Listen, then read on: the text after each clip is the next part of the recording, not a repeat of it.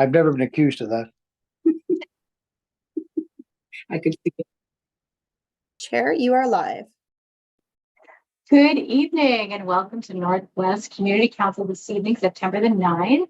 I'm Councillor Pam Lovelace and I'm going to call this meeting to order. The Halifax Region Municipality is located in Mi'kma'ki, the ancestral and traditional land of the Mi'kmaq people. The municipality acknowledges the peace and friendship treaties signed in this territory and recognizes that we are all treaty people. So good evening to all of our councillors for joining us. Our Vice Chair, Councillor Lisa Blackburn, if we could just do an audio check, please. Sure thing. Good evening, everybody from beautiful downtown Beaverbank. Great to see you. And Deputy Mayor Kathy Daigle-Gammon. Good evening, everyone. Good evening. Councillor Paul Russell, I see you.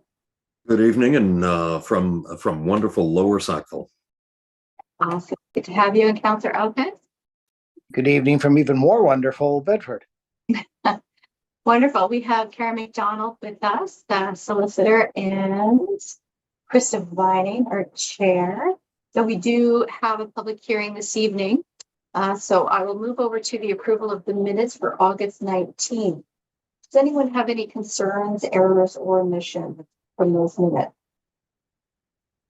If not, those are to approve. Motion Second.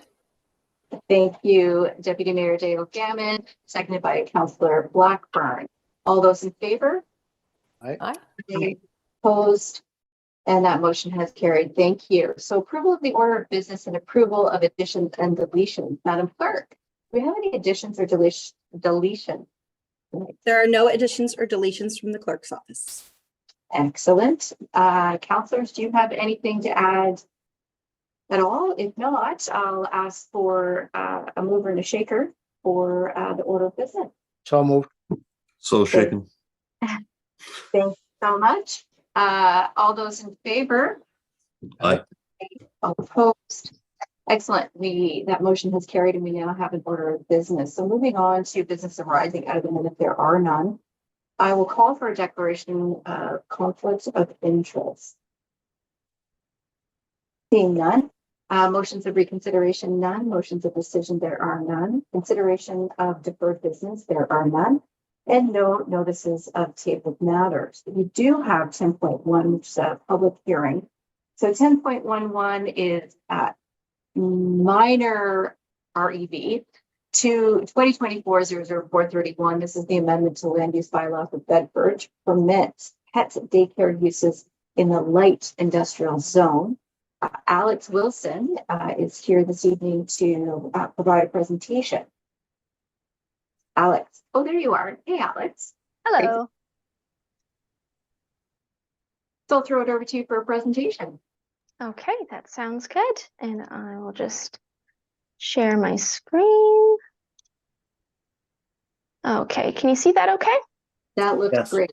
Thank you. All right, perfect. All right, so welcome to the public hearing for minor revision 2024-00431, which is a proposed amendment to the Bedford land use bylaw to add pet daycares as a permitted use in the ILI zone.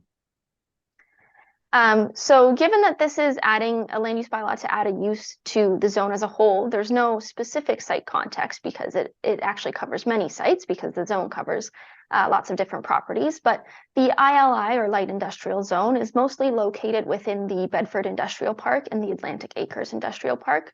There are a couple of parcels that are just outside of those industrial parks that are also zoned ILI. So you can see here the Bedford Industrial Park. The gray with the black dots on it is the ILI zone. You can see it's mostly concentrated in the park there, but then there's also a few ILI parcels on the other side of the Bedford bypass. And same goes for Atlantic Acres Industrial Park. It is mostly located within the industrial park, but again, there are some parcels just off of Hymns Plains Road and on Farmers Dairy Lane there. So I'll start with a brief overview of how planning policy works and how this amendment fits into that policy.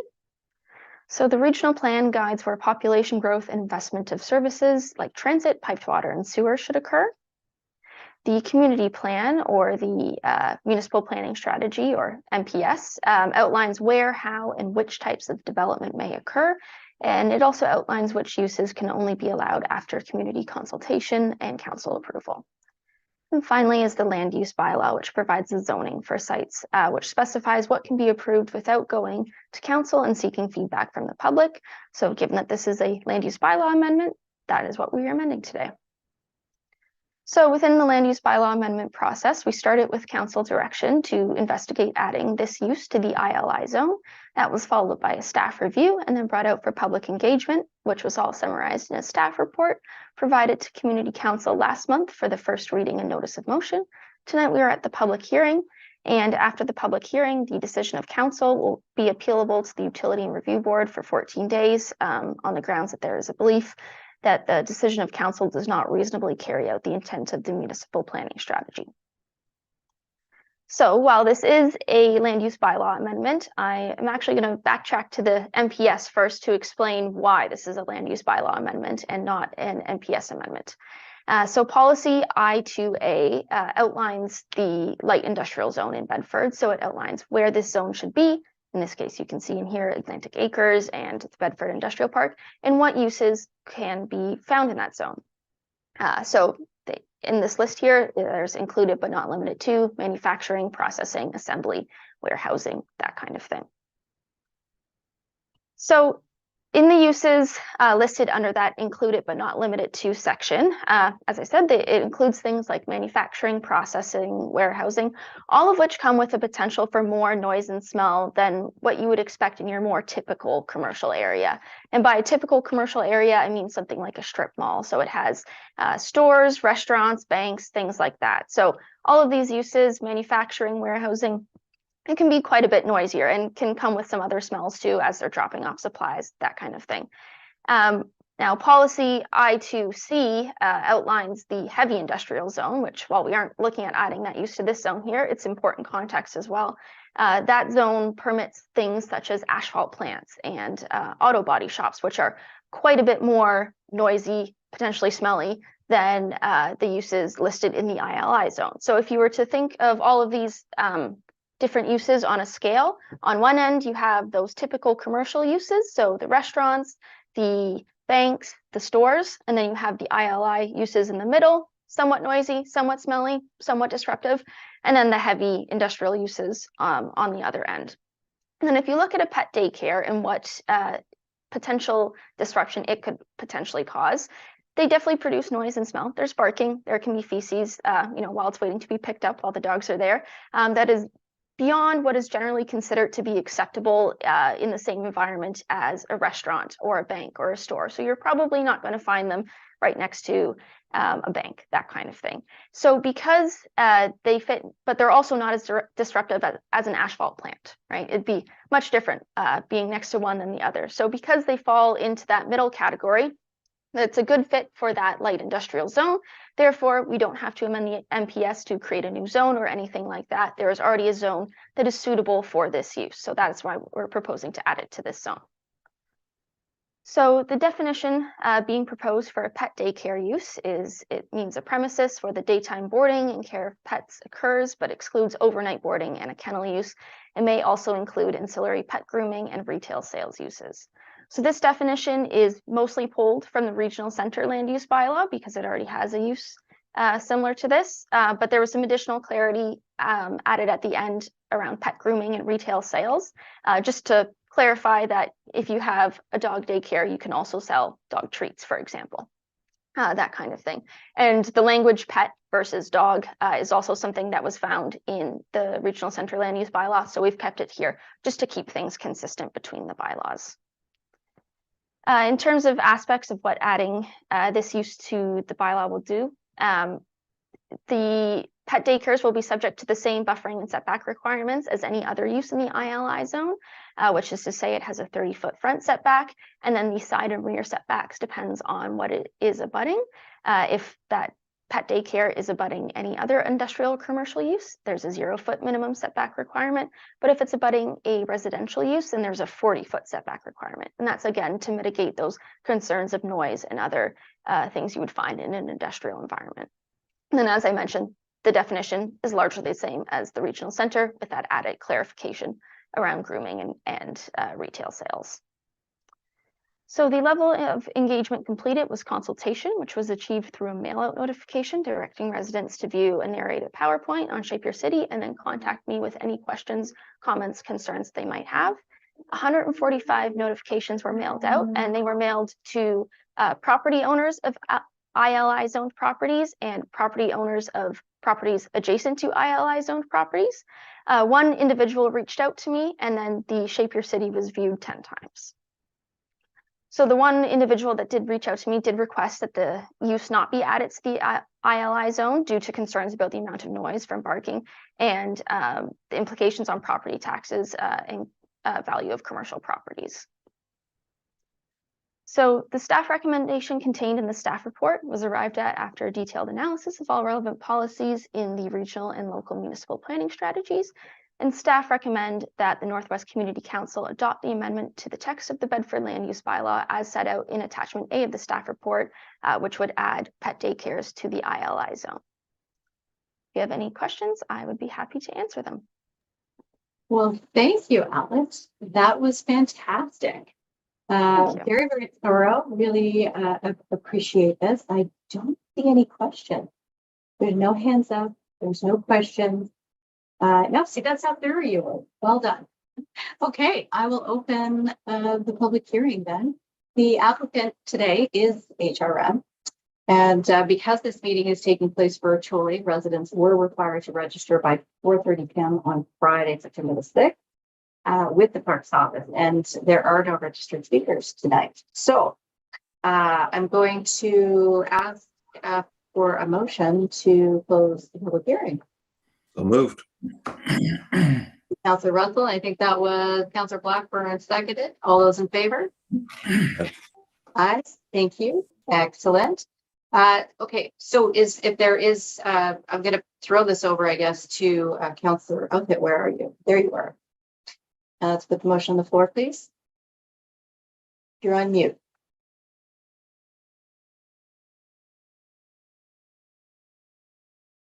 And he's got butterfingers tonight. Are you stuck on mute? Is that better? Can you hear me now? There we go. Perfect. Thank Go you. All right. I am very happy to support this and very happy to put the motion on the floor, believe it or not. And I think I could be able to do that. So I am happy to move that Northwest Community Council adopt the amendment to the text of the Bedford Land Use Bylaw as set out in Attachment A of the staff report dated July 17th, 2024. So moved. Second. Thank you. And so just very quickly, and I think I touched on this at first reading, the biggest challenge with this was that we agree that kennels were not permitted.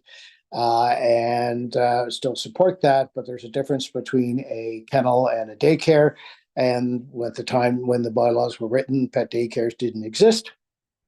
Now that they do exist, we've had to add them on the peninsula as staff mentioned, and also in some DAs recently and whatnot. So I think this is just a little housekeeping. I view this as a little housekeeping motion to allow for these rather than kennels to be allowed in the ILI, and I'm happy to support this and hope you will. Thank you.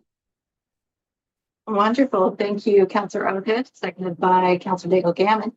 Seeing no further speakers, I will call the question. Question. All those in favor? Aye. Aye. All opposed? That motion has carried. Good work, councillors. We're catching up with the suburban bylaw. I guess that's really what this is all. All right. So moving on to item number 11, correspondence, petitions, and delegation. Madam Clerk, what do we got for correspondence? Correspondence has been received for items 10.1.1 and information item 2, which has been distributed to Community Council. Wonderful. Thank you so much. 11.2 petitions. Councilors, do you have any petitions to table this evening? A petition, Madam Clerk? No. No petitions.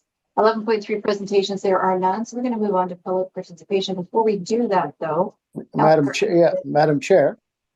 yes. If you can hear me, the one thing I forgot to mention earlier was that I would like an information report brought forward at the next meeting, the one near and dear to you, dealing with Hammonds Plains Road. If we could bring that forward at the next NWCC meeting. We will bring that forward. Thank you so much. So next we'll have the public participation section of the meeting, and because this meeting is taking place virtually, registered speakers had to have registered by 4:30 on September the 6th with the clerk's office. Tonight we have one registered speaker, and you will have 5 minutes to speak. Tonight we have Chuck Hartland from Hammonds Plains. And Chuck, the clerk is going to give you a warning when you've got 30 seconds left so that you kind of have a heads up as far as when your 5 minutes are up. But at this point, I'm going to pass it over to you for your 5 minutes to present to Northwest Community Council. And I will say thank you. Thank you for being here this evening. Well, thank you very much. Can you hear me okay? Yes, we can. Thank you. You can see me okay? That's perfect. Thank you very much. So, Deputy Mayor and Councillors, I really appreciate the opportunity to express my opinions here this evening. My name is Chuck Hartland, and I've been a resident of Glen Arbor since I suppose about 2006. And tonight I'm going to be talking about the traffic issue in Hammonds Plains Road. And I should mention right off the bat, I am in no way, shape, or form a qualified traffic engineer, nor do I know very much about urban and rural infrastructure planning for that matter. That said, what I do know is that when I moved to Glen Arbor in 2006, my downtown commute was somewhere between 20 and 25 minutes, almost consistently. And I do this kind of thing. I map out routes and I just keep track of times. I don't know why, it just drives me crazy, but I do it.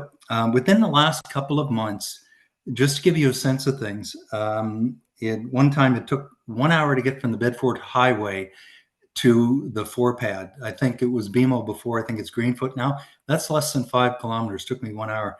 2 weeks ago, I left Glen Arbor towards Tantallon, got stuck, came back the other way, got stuck. That happened 2 times in the last couple of weeks. 3 times in 1 week, and this was last week, lane closures on the Hammonds Plains Road for what appeared to be tree trimming, but again, I'm not an expert. Several lane drops on the Hammonds Plains Road leading towards Tantallon in the last 4 to 6 weeks. No idea what was going on there. From my own personal point of view, contractors showing up late or canceling because they just can't get through. Relatives and friends not wanting to make the trek, and I'm not exaggerating. And this is not the entire list. And that's just 2 months. I just stopped writing stuff down.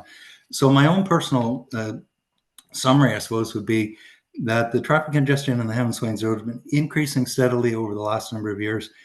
Road lane closures, multiple construction activities on the same stretch of road within months, sometimes in the exact same spot, multiple construction zones within miles of one another.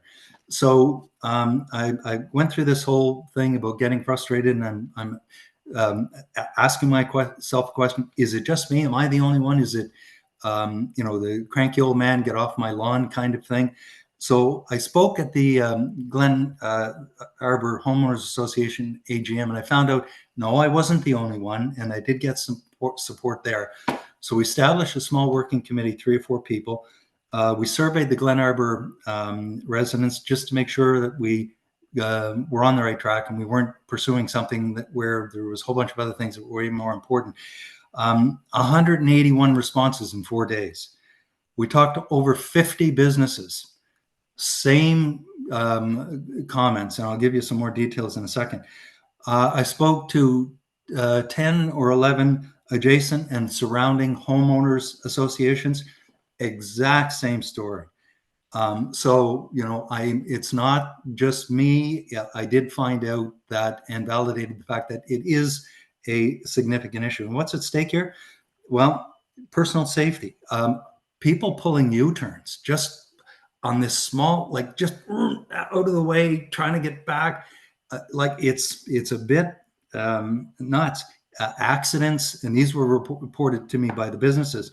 Access for emergency vehicles. I don't know. Future property values. This is the first time, I love it here, where I am in Glen Arbor, my wife and I are talking about selling our home. We're not the only ones. Local business revenues, lost customers, deliveries not on time, employees late for work. And ultimately, I think, my own personal humble opinion, a negative impact on future economic development. And so I guess the question becomes, if it's like this now, and just driving today or yesterday, I'm looking at all this construction all over the place, in about 6 or 7 different areas. And 30 seconds. it's going to get much worse. So I did read that staff report. With all due respect to some folks that have done some really, really, really hard work here, it just appears to lack the appropriate sense of urgency, and it appears to lack short-term solutions. What can you do today to show that we were on the right track? So my ask is, can we amend that somehow to get the big and medium ticket items happening quicker, and at the same time undertake some smaller relief things that That's will time. help us coordinating activities in the area? Thank you, Chuck. Sorry. No, I practiced it so many times and I was within 5 minutes and then I blew no it. worries. Sorry. No worries. I don't We- see any questions from any other counselors. But I do really sincerely appreciate you being here. Counselor Outhet has pulled forward the information item with the staff report. We do recognize that there are historical and legacy challenges with the Hannahs Lane Road. So you've identified current issues, but there are many more coming with the developments in the community. That's so thank you for being here, Chuck. Really appreciate your time. If we can help I don't want to be pointing fingers. If we can help, tell us what we can do. I can marshal a bunch of folks and I will do that. I promise. Thank you, Chuck. Really Thank appreciate you all so much. Really. Well done. This is democracy in action here tonight. Good job. Okay, so moving on, counselors, we have information items brought forward, none. 14 reports, none. 15 motions, none. There is no in camera today. There were no added items. Does anyone have any notices of motion? Okay, well, seeing none, then our next meeting is listed if required for October the 7th, 2024. And I'll ask for an adjournment. Madam Chair, just before you adjourn, because we've asked for this item to come forward, I'm assuming then October the 7th will now be required. Well, we don't know that it'll come forward on October the 7th, Councillor, but Oh, sorry. we hope that it will. And Councillor Blackburn and I will discuss that at agenda So there review. will be another meeting then, is what we're saying. Oh, yeah. October. Okay. Yeah. All right. Thanks very much, all. Did you just adjourn? I adjourn. Move adjourn. Perfect. Well, thank you, everyone, and thank you, staff, for being here. And we have council tomorrow, starting at 10 a.m. So we'll see you tomorrow. All right. Thank you all.